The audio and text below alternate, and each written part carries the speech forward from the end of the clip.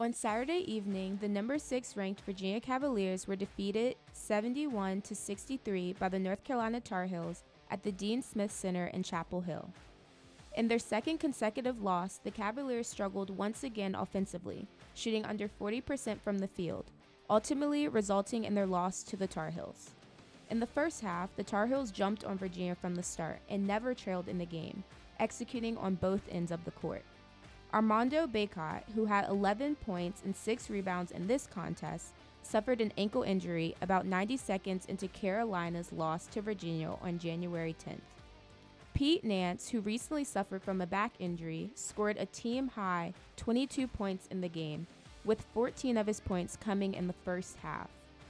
Overall, his 22 points in the game marked just the third time this season that he surpassed the 20-point mark.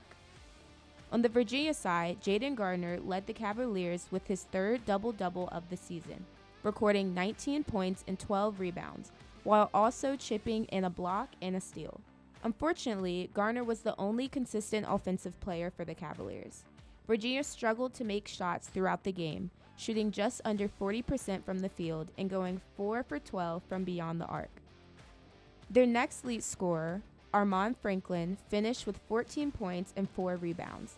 However, throughout the game, Kihei Clark and Reese Beekman both really struggled to put points on the board.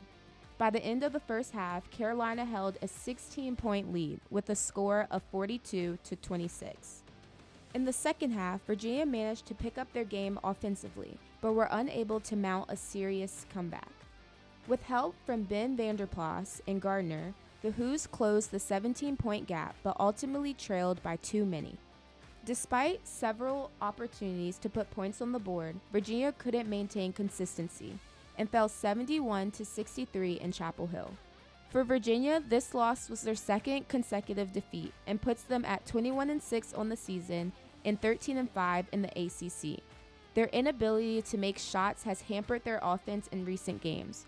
While Gardner has been a bright spot for the Cavaliers, relying on him as the only consistent offensive option is not sustainable in the long run.